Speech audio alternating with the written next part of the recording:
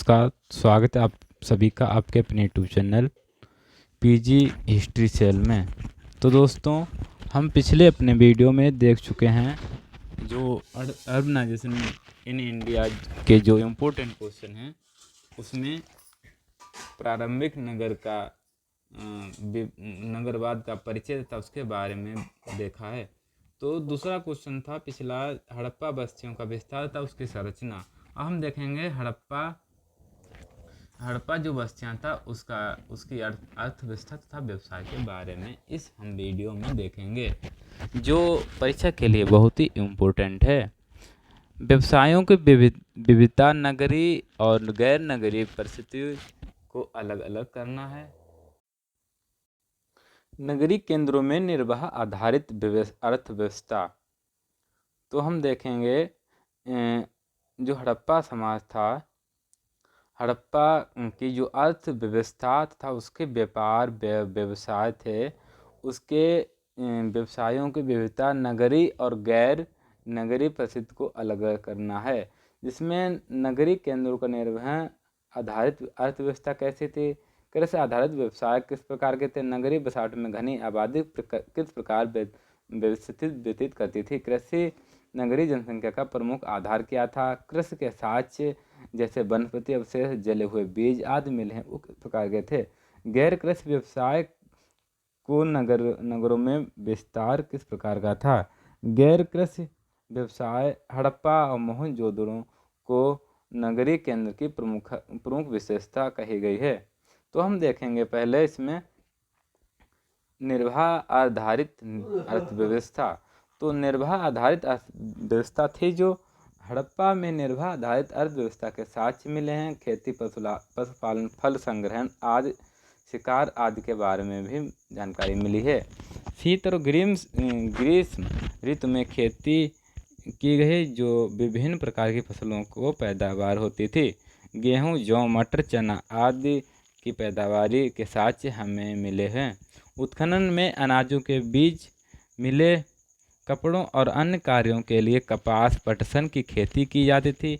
हड़प्पा में पशुपालन के साक्ष्य मिले हैं। गाय, भैंस, भेड़, बकरी आदि, सांड, भेड़ और कुत्ते की मूर्तियां, लोगों द्वारा परिवहन के साधनों का भी प्रयोग हमें मिला है।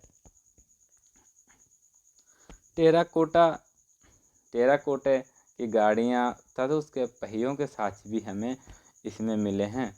खेती के हल का प्रयोग भी किया गया है। लोगों द्वारा पशुओं के मांस का उपभोग भी किया गया है। मछलियों का आहार के रूप में भी उपयोग किया जाता था। भोजन में विविधता थी। खाद्यान्न के साथ दूध, मांस का भी उपयोग किया जाता था। दोहरी फसल की परंपरा थी। इसमें दोहरी फसल की परंपरा है कि एक साल में 2 प्रकार की फसलों का होना, तो इसमें दोहरी फसल की भी परंपरा कही गई है। फसल कटाई के लिए फलक, हंसिए का प्रयोग भी किया गया था। खेती में सिंचाई के प्रमाण भी हमें मिलते हैं। नाली प्रणाली उपयोग बहुत अच्छे से बताया गया है। नहरों और चैनल आदि का प्रयोग भी उसमें है। कुएं से सिंचाई की जाती थी, इसके साक्ष्य भी हमें इसमें मिले हैं। अब हम देखेंगे गैर निर्धारित अर्थव्यवस्था। अब हम देखेंगे गैर निर्धारित अर्थव्यवस्था थी वो किस प्रकार की थी। तो नगरों में कृषि के लिए क्षेत्र सीमित थे। गैर कृषि में लोग विभिन्न व्यवस्था में लगे थे। मृदभांड बनाना, नालियों का निर्माण, ईंटों का निर्माण, राजमिस्त्री, मोहरों का गढ़ना, व्यवसाय में विधिवरता तथा वस्तु विनिमय भी किया जाता था। वस्तु विनिमय उसको कहते हैं जो एक वस्तु से दूसरे वस्तु को आदान प्रदान करना है। जैसे कि अगर हमें बुकें चाहिए हैं, अगर हमें पुस्तकें चाहिए, तो हमने आपसे उसके बदले में हमें आपको रुपए देने के बजाय हमें कोई अपनी दूसरी वस्तु देनी होगी, जिसके बदले में आप हमें उस वस्तु के बदले दूसरी वस्तु देंगे। तो इस प्रकार को हम वस्तु विनिमय कहते हैं, यानी जो वस्तु के बदले वस्तु का आदान प्रदान करना ही वस्तु विनिमय कहलाता है। तो हम देखेंगे इसमें शिल्प का उत्पादन। तो शिल्प उत्पादन क्रियाकलाप नगरीय केंद्रों की प्रमुख विशेषता मानेंगे। मैरी जियोतोशी ने बताया कि शिल्प उत्पादन के अनेक पुरातात्विक साक्ष्यों के नाम बताएं। जैसे कि उन्होंने बताया कि सुविधाओं के उत्पादन के लिए औजार का तैयार होना, टूटे हुए औजार, अर्थ निर्मित उत्पाद, कच्चे माल जैसे पत्थरों का ढेर, पुनर्चक्रण के लिए रखी गई सामग्री। किसी एक प्रकार के सूचकों का बार बार मिलना शिल्प उत्पादन को दर्शाता है। हड़प्पा के लोगों द्वारा अनेक प्रकार के शिल्प कार्य किए गए हैं, जैसे मृदभांड या टेराकोटा का उत्पादन किया गया, धातुकर्म का भी किया गया, मनकों का बनाना भी इसमें शामिल है। पत्थर के काम भी के बारे में इसमें जानकारी मिलती है। औजारों और बांटों के तकनीक का प्रयोग भी हमें मिलता है।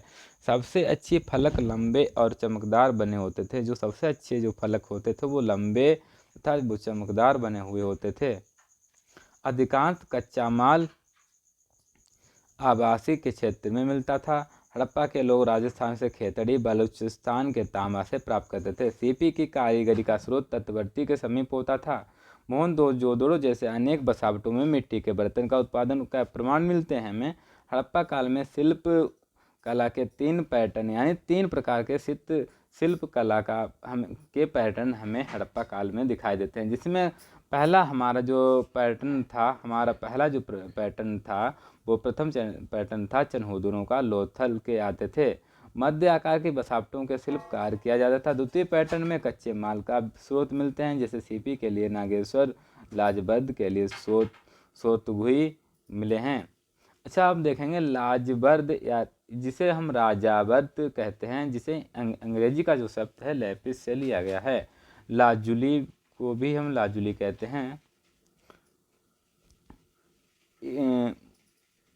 मूल्यवान नीले रंग का पत्थर है जो लाजुली लेपिस लेजुली नाम से कहा गया है, जो मूल्यवान नीले रंग का पत्थर है, जो प्राचीन काल में बहुत सुंदर तथा सभी को बहुत पसंद होता था। सोरतुगुई उत्तरी अफगानिस्तान में लेपिस खानों में पास ऑक्सस नदी जो 2000 ईसा पूर्व के आसपास स्थापित सिंध सभ्यता का एक व्यापार कॉलोनी मानी गई है। तृतीय पैटर्न जो तीसरा हमारा पैटर्न है, उसके आधार पर नगरों के शिल्प कार्य आते हैं, जिसमें शिल्प विविधता मिलती है। शिल्प गतिविधियां मुख्य रूप से निचले शहर के दक्षिण पूर्वी भाग में केंद्रित था। शिल्प उत्पादन में विभिन्न सामग्रियों के प्रयोग में कुशलता दिखाई देती है, जैसे शैलखड़ी पाउडर में से चमकीले मृदभांड का निर्माण किया जाना। विनिमय नेटवर्क किस प्रकार का था? कच्चे माल निर्मित वस्तुओं का विनिमय सर्वाधिक निकट विनिमय नगरों सीमावर्ती गांवों के बीच हुआ। नगरों में निर्मित वस्तुओं की सेवाएं गांवों से उपलब्ध कराई जाती थीं। विनिमय सीमावर्ती के क्षेत्रों में अलावा दूरस्थ बसावटें भी मिलती हैं। दूरस्थ क्षेत्रों में नगरों और शहरों हड़प्पा शिल्प कार्य के लिए कच्चा माल आता था। हड़प्पा नगरों में तांबे की वस्तुएं बनाई जाती थीं। तांबा राजस्थान के खेतकड़ी क्षेत्र से आता था।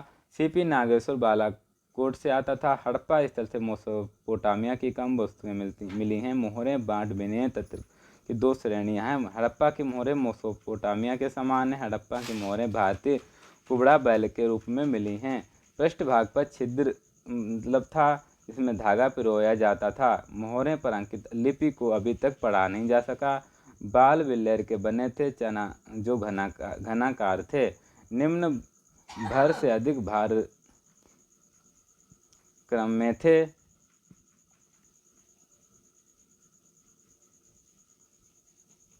तो हमने इस वाले वीडियो में हमने देखा है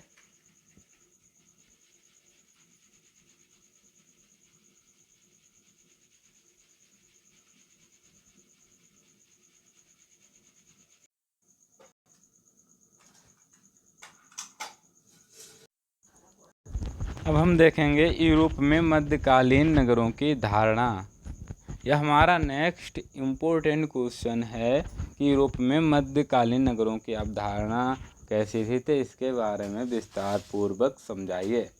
तो हम समझेंगे कि यूरोप में जो मध्यकालीन नगरों की अवधारणा थी वो किस प्रकार थी। तो मैक्स वेबर ने बताया कि मध्यकालीन नगरों का उत्खनन केंद्र के रूप में देखा गया है। मध्यकालीन नगर पश्चिम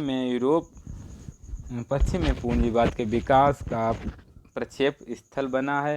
हेनरी प्रेन ने भी इसमें बताया है कि मध्यकालीन नगर प्रधानता लंबी दूरी व्यापार का सामाजिक परिवर्तन के साधन के रूप में देखते हैं। 11वीं शताब्दी के बाद पश्चिमी यूरोप व्यापारिक उन्नति के यूरोपीय नगरों का उद्भव हुआ है। फर्नांड ब्रादल ने भी बताया है कि नगरों के विकास में क्रम 3 बुनियादी प्रकार नगर थे।